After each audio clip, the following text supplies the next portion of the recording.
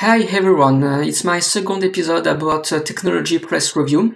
It's about the 9th of March to the 16th of March, but I think these videos could be interesting even if you watch them a bit later, because I use the news as just to start to discuss about things I like, so it doesn't really matter that something did happen yesterday or 6 months ago. It's still interesting, I believe.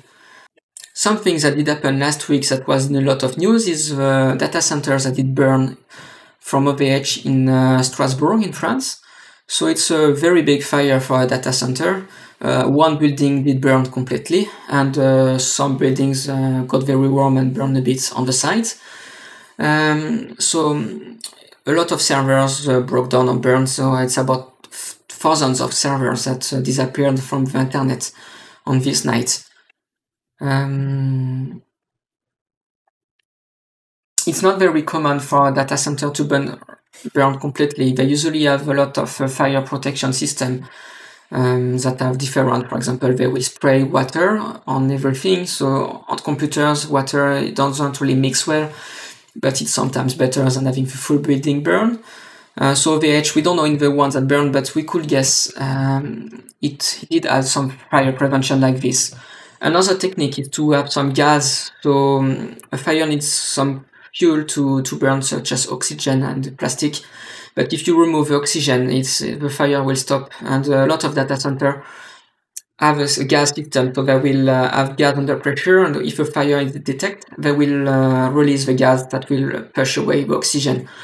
It has issues too. It's expensive. You need a data center that is pretty airtight, so it's a bit more difficult to cool down since you have a lot of computers that gets very warm because you want them to go fast. So there is no perfect solution, and the one in OVH in Strasbourg was perhaps not perfect, but we don't know yet what happened exactly. They will give more details in a few days, so maybe in my next video I will talk about it. What we know though is they have some electrical equipment that were maintained in the morning, and they did start to burn in the evening. And then the fire spread very fast, so they didn't really have time to stop the fire before the firemen arrived. And when the firemen arrived, they just tried their best to prevent the fire to spread to other building, but the building was just lost. So this is, for example, the temperature of one server that it burned. So it stopped after maybe half an hour, but the temperature rose very, very fast. So yeah, due to the fire, some company estimated that about 3.6 million websites went offline.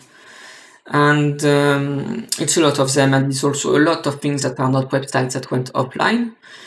And now a lot of companies and people had to put this system back online. So large companies, they did not have a lot of difficulties to do so, because when you have a lot of computers, the probability to have a computer failing is very high. Like if you have 100 computers, you will have failures every few days. But if you have, let's say, 10,000 computers, you will failure all the time.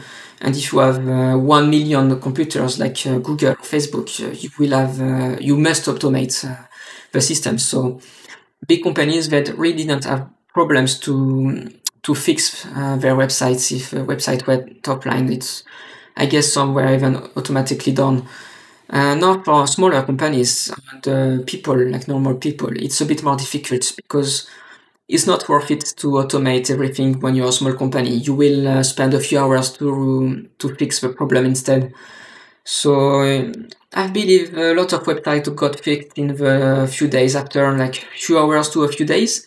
So it was not a disaster for everyone, though it has been a disaster for a lot of people that didn't have good backups, and these people include the government.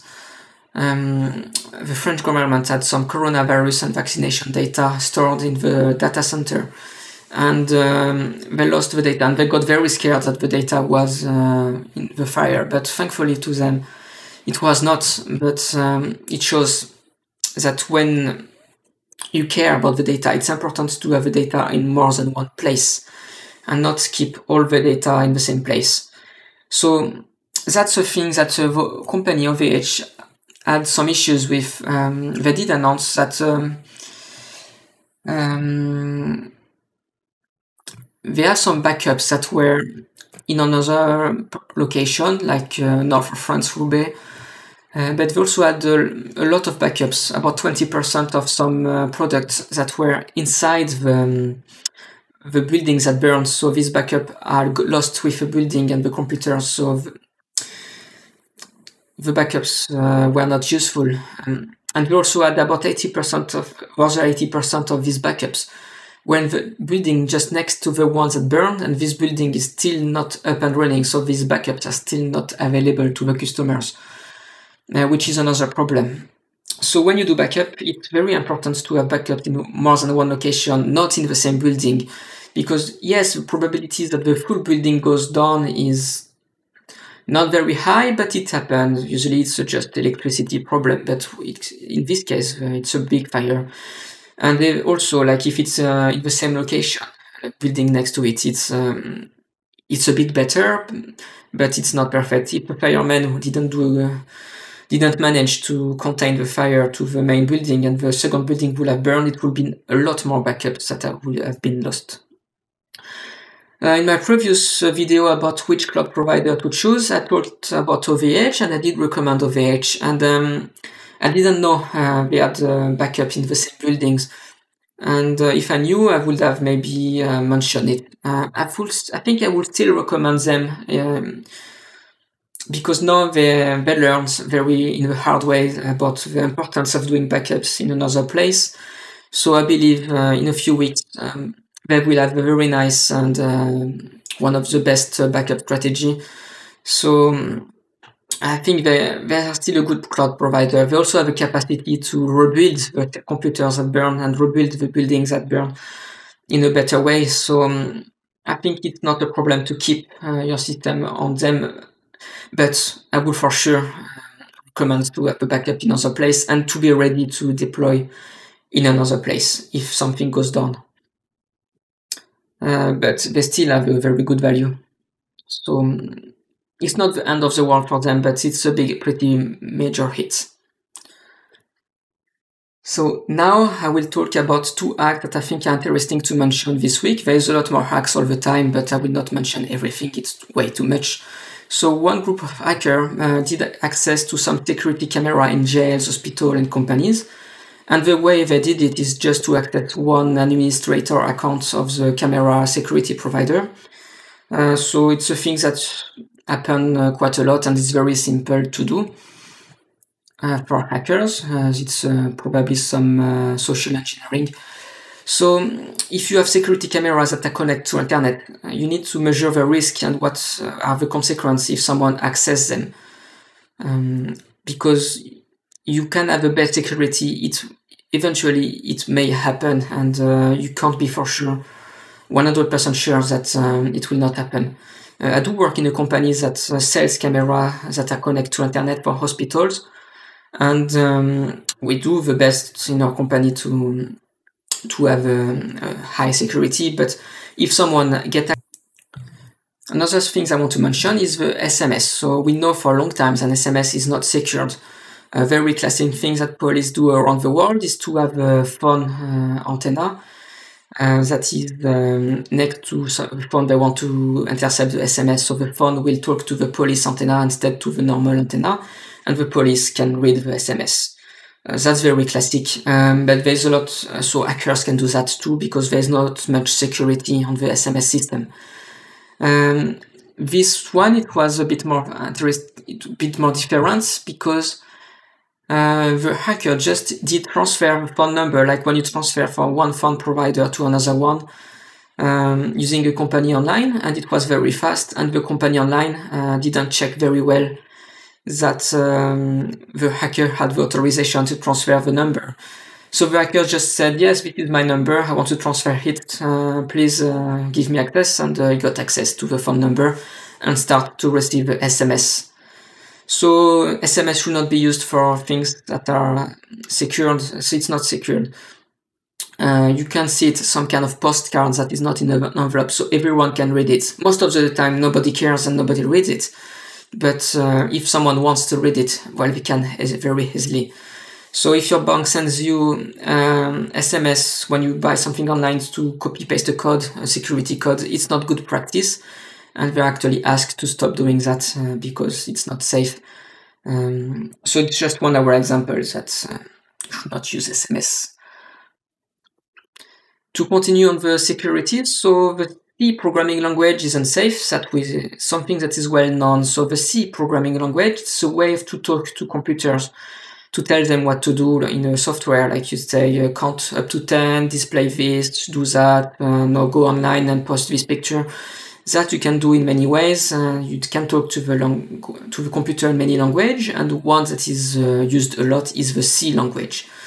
It's quite old, it has a lot of qualities, but the safety is not one of the qualities. C is not safe. And one author of a software that is used in many places took the time to count how much of the vulnerabilities, so the security issues inside the software, were due to mistakes related to C, and it's actually about half of them. So if the software was using another language that is safe, we could expect maybe half of the security issues to disappear, which is a lot, but it's just a statement. It doesn't mean this programming language is bad or this software must be rewritten in another language, because it's not really possible all the time.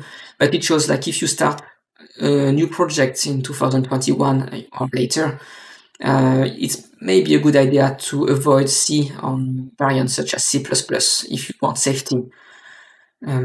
So things such as Linux or Windows, they are still using a lot of C, and they still have a lot of security issues.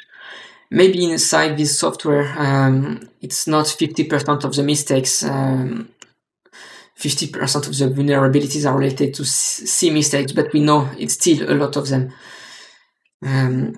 I think it will be done eventually. C will be used less and less, but it's still there for a long time, and still a lot of problems could be avoided in the future by doing things in another language.